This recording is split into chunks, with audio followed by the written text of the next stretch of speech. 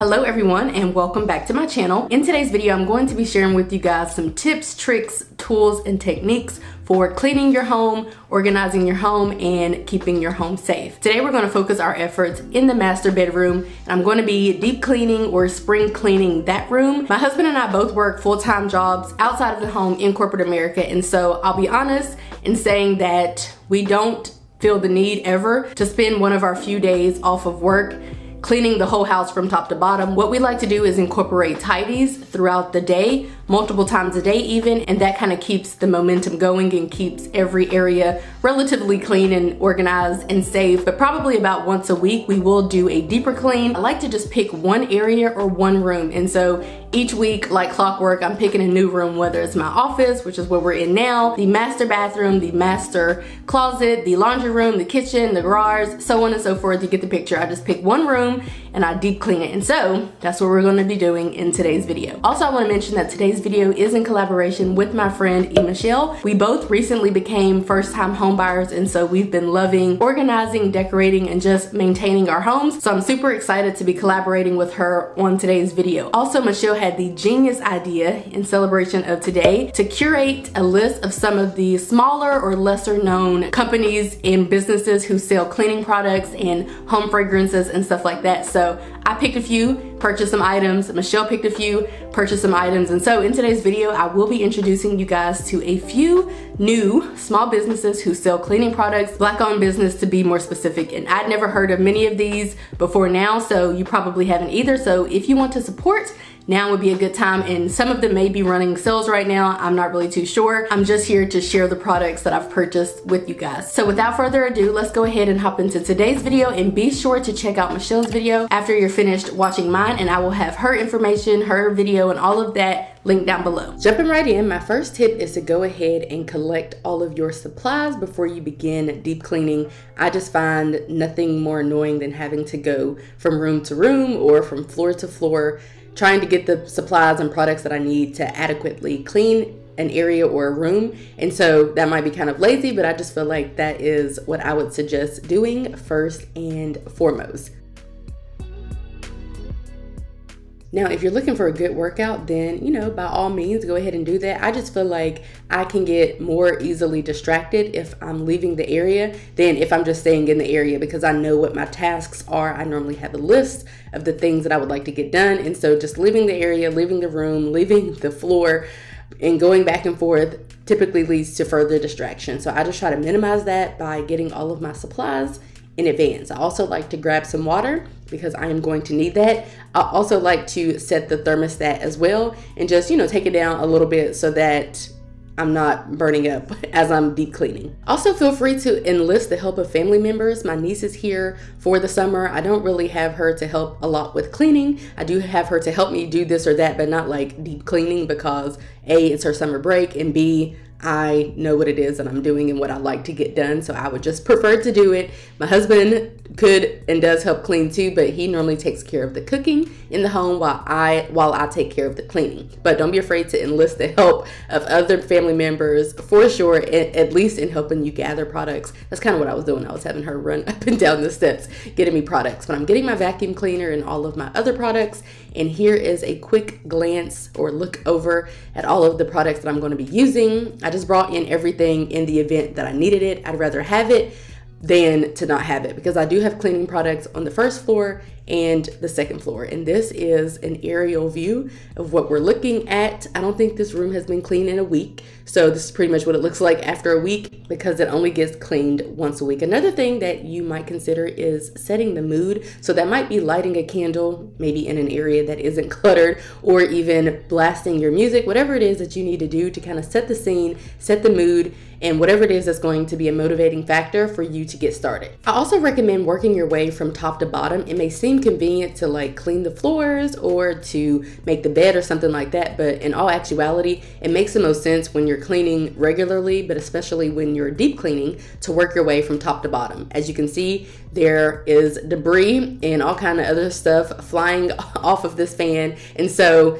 I would have been really annoyed had I vacuumed first and then had to deal with that and clean up that. That's counterproductive. It extends the time that you're cleaning, and it just doesn't really make a whole lot of sense. So I recommend starting from top to bottom. In this case, I am starting with the fan. So I was using that tool from Lowe's or Home Depot. I'll have it linked down below, and then I just polished it, if you will, with a multi-purpose spray and a microfiber towel, which I highly recommend those. You can wash them. It cuts down on waste from like paper towels, and I feel like they do the trick. Next, I'm moving into dusting the curtain rods, and so I really like to do this every once in a while because they get pretty dusty. I do also like to clean the baseboards and all of that, but my husband normally takes care of that for whatever reason. I guess, I don't know, for whatever reason, he just really takes care of that, and he really likes doing it. I don't really know what that's about, but he actually normally dusts the baseboards, although I did do a little dusting of the baseboards today. But right now I am getting our blinds, and I feel like the easiest thing for me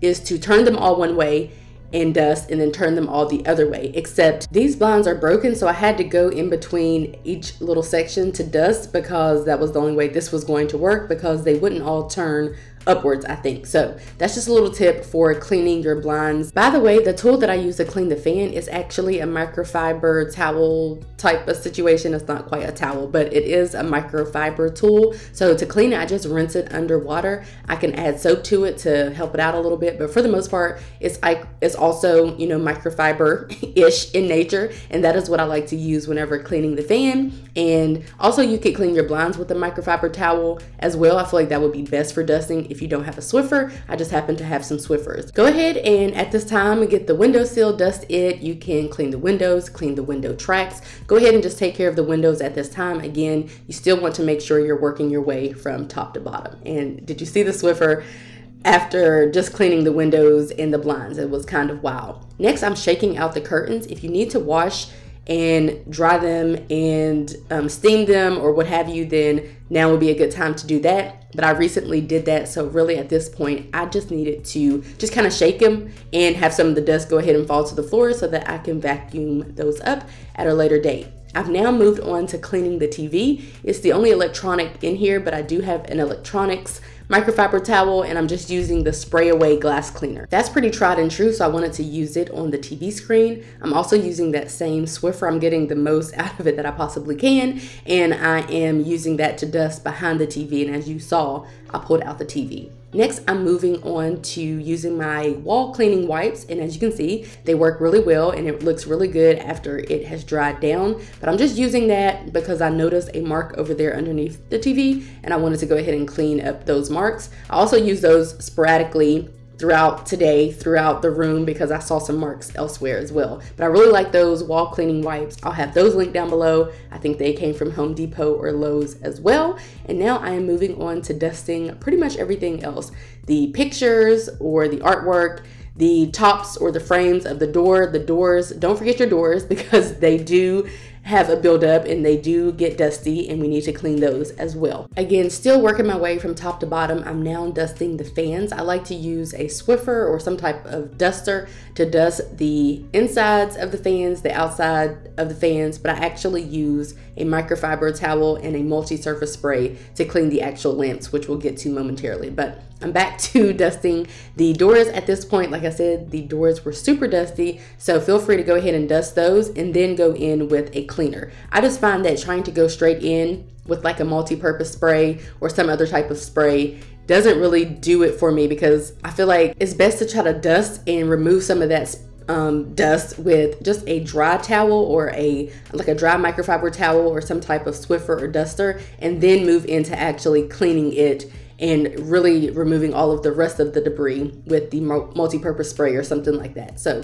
that's my little trick there. I'm also going ahead and making up the bed as like a middle of the road motivator, and I did spray some linen spray on basically all of the upholstery. Now I am moving on to using the multi-purpose spray for the very first time.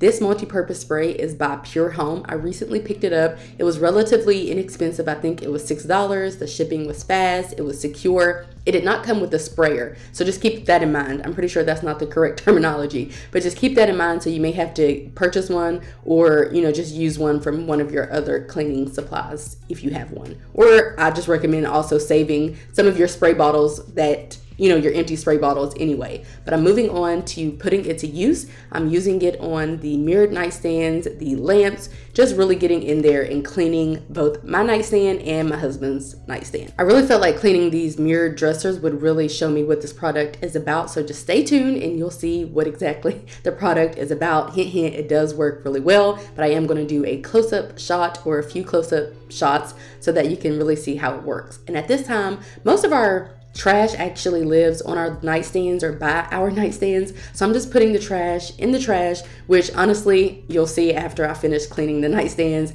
you can really tell that I'm like 75% of the way finished with cleaning the room, because just getting the bed situated, dusting, and cleaning off our nightstands, it really just opens up the room and just lets me know I'm on the right track. So here are some close-up shots of the multi-purpose spray. Obviously, it's not a glass cleaner, although it is a multi-purpose spray. So as far as I'm concerned, it did really well. If anything, I probably could have, you know, scrubbed a little harder to kind of get some of the smudges off. But as you can see, no streaking, which is the most important part.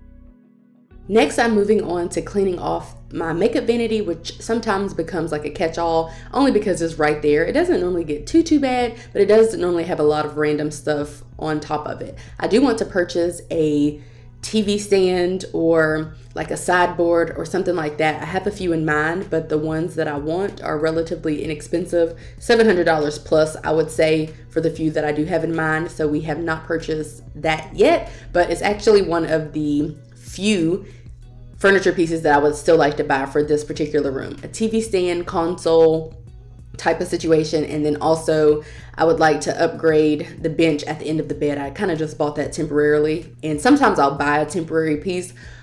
Well, I'll buy a piece not because it's going to be temporary, but because it'll temporarily be in one space, and then I know that I'm going to put it in a different space. So like that one would either go in this other room upstairs or even in the guest room. So anyway, that's the whole situation with that. But I am tidying up the makeup vanity and just really scrubbing and, you know, making it work. So now I want to go ahead and highlight company 2 and company 3. The first company is Charlie Rose Company, based out of Augusta, Georgia. So if I want to purchase from her, then I actually can just meet her, which is normally what I do to pick up the product or to smell samples. And then the other company is Love Scent Candle Co. And I think that Michelle is heavily affiliated with this owner because I know that Michelle has used these candles in the past, which I've used the Charlie Rose Company candles in the past as well. They are single wick candles. They smell really good. I loved burning them both together. They had created like a nice